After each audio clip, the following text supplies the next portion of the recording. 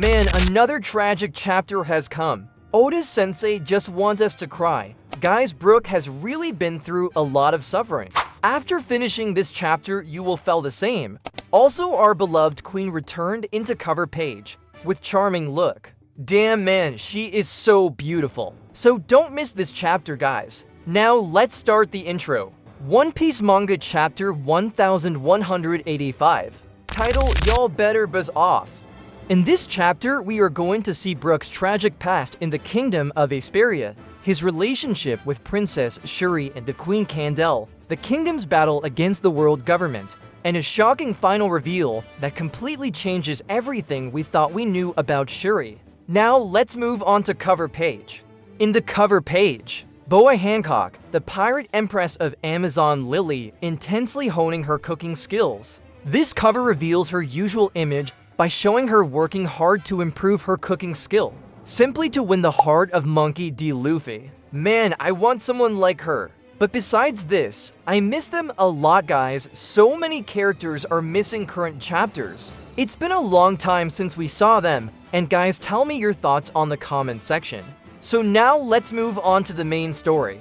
The chapter begins with a flashback to Brook's younger days in the kingdom of Esperia. King Reuven assigns Brook to Lady Candelle so that she can teach him proper manners, etiquette, and respectful speech. However, Brook remains the same funny and carefree person we know today. Brook was counting cute girls, which made Candelle very angry. Then Brook said no matter what, she will still be his first crush. Candelle seemed very worried about Brook, and at one point, Brook wanted to see their panties and Candelle become furious after seeing that. He constantly compliments beautiful women around the palace and keeps embarrassing Lady Candelle with his famous request to see women's panties. Yep, that's our Brook. Candelle repeatedly corrects him and tries to teach him that being strong is not enough. According to her, true strength must be accompanied by respect, manners, and politeness. As time passes, Brook and Candelle spend a lot of time together. They practice swordsmanship, attend events, and develop a close friendship. Brook even notices that Candelle secretly loves someone, but she refuses to reveal who it is. But Brook was saying that the person he wanted to impress was already impressed. Candelle understood that Brook was talking about himself. Then Candelle became furious again. Man, she is more like Nami. And then our Brook wanted to see her panties, and in the next scene, he was punched in the head very hard. Yeah guys, this was bound to happen. And Candelle promised to teach her manners no matter what the cost. And then the flashback ends. Brook was telling Shuri that there were not a soul who doesn't love her. She shines like the sun over the whole nations. During the flashback, Brook remembers an important incident. A world government ship carrying a celestial dragon arrived at Esperia. The celestial dragons are known as the highest-ranking nobles in the world, and they often abuse their power. And then Brook said to Shuri that, after this mysterious visit, Lady Candelle becomes severely ill and remains bedridden for months. The entire kingdom loses its joy during this period. Soon afterward, Prince Reuven becomes king and marries Candelle. The entire nation celebrates their wedding, and later Princess Shuri is born. Brook explains that the kingdom was filled with happiness and excitement. They always wanted to see Princess Shuri, and everyone in Esperia loved her very much. Brook tells Princess Shuri that both her parents were wonderful rulers, and that he would gladly give his life for them. Shuri then asks Brook whether he would risk his life for her as well. At first, Brook hesitates, but then sincerely tells her that he would protect her because she is Shuri herself, not simply because she is the king and queen's daughter. This moment shows how deep their bond truly became. The chapter then shows many happy moments between Brook and Shuri as she grows up. Brook teaches her songs, trains her with swords, carries her on his shoulders, and acts almost like an older brother. Then King Reuven and Queen Candelle, they both were a little bit jealous, but they were happy. And the song Brook sang for him, one of those songs is called Leave Me Be, which later becomes the title of this chapter.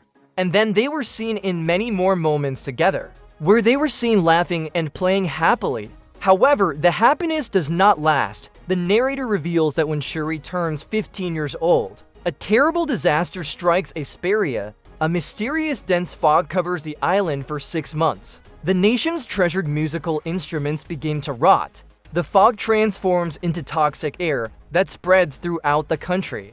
Thousands of people become sick. Hundreds die. Even Brook'S struggles to perform music while coughing from the poisonous air. Although the fog eventually disappears, the damage remains. Guys, I think the Celestials are somehow responsible for Esperia's current situation.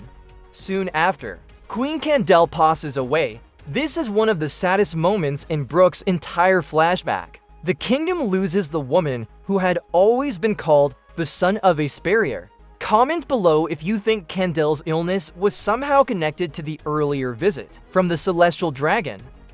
Then Princess Suri became completely determined that she would now be a swordsman like her mother, so she started training harder from Brook. Brook noticed that she could use the power like her mother. In fact, the slash technique that Brook uses works in a similar way. The opponent can't understand that he is already defeated. Suri agrees with her and says that she wants to be a swordsman like her. However, Brook says that her father will never agree to this. As the kingdom continues suffering, another crisis arrives. Then a soldier came to King Reuven and said, "The world government demands the heavenly tribute." For anyone who forgot, the heavenly tribute is the massive payment that member nations must give to the world government. Countries that cannot pay often face severe consequences. This time the demand is even worse. King Reuven reveals that the world government has offered an alternative payment: 1,000 slaves. If Esperia hands over 1,000 citizens to the Holy Land, they will be exempt from the tribute. King Reuven told to his people that he immediately rejects the proposal. He declares that sending innocent citizens to become slaves is the same as sentencing them to death. Man, King Reuven is really praiseworthy. Then the kingdom chooses resistance against world government. War becomes unavoidable. Brook fully supports the king's decision without any second thought. Soon world government forces arrive on the island. A large-scale battle begins. Brook fights on the front lines and defeats numerous enemies while singing "Leave Me Be." The song continues throughout the battle, making the entire sequence feel emotional and tragic at the same time. As the palace burns around him, Brook remembers all the happy memories he shared with Shuri and the royal family. Meanwhile, Suri's father, King Reuven, was telling him not to fight. She should hide somewhere, cause if they find her, it's gonna worse than death. But Suri don't agree with him. She wants to fight like his mother.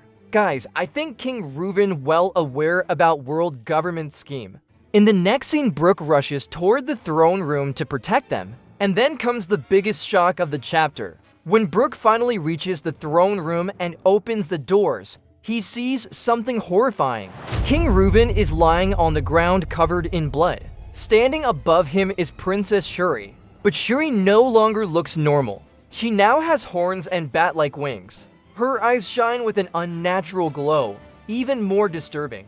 A mysterious shadowy creature is standing nearby. Its silhouette resembles the monstrous transformation forms used by the Brook'S. A member of the Holy Knights is also present inside the room, calmly sitting and smoking. Shuri then calmly tells Brook that the war is over and asks him whether he is happy about it. Brook is completely shocked. The chapter ends immediately after this terrifying reveal. So what exactly happened inside that throne room? And here the chapter ends. So guys, too many questions here. And was Queen Candelle's mysterious illness linked to all of this from the very beginning?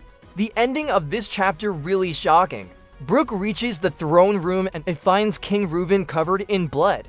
My theory is that Shuri accepted a forbidden power to save Esperia from destruction. Another possibility is that her transformation is linked to the mysterious celestial dragon who visited this place years ago, which caused Candelle's illness. Either way, Shuri doesn't seem evil. She looks like someone who made a terrible sacrifice. What do you think? Comment your thoughts below. One of the most interesting details that the Holy Knight calmly sitting in the throne room, while King Reuven lies covered in blood and Shuri stands transformed with horns and wings. Instead of fighting, panicking, or giving orders, the Holy Knight is casually smoking and watching the scene unfold. This situation also reminds some fans of Shiryu of the Rain, one of the strongest members of the Blackbird Pirates. Shiryu was once the chief jailer of Impel Down, but was imprisoned because of his extreme cruelty. During the Impel Down incident, Blackbird recruited him,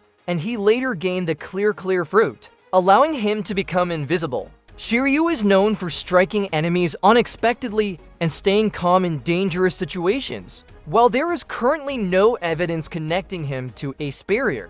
Overall, this chapter reveals many mysterious things. If you liked the video, then share it to your friends. Comment your thoughts below. If you enjoyed this chapter review, don't forget to like, comment, and subscribe to this channel for more One Piece manga updates and theories. See you in the next video. Till then, bye bye.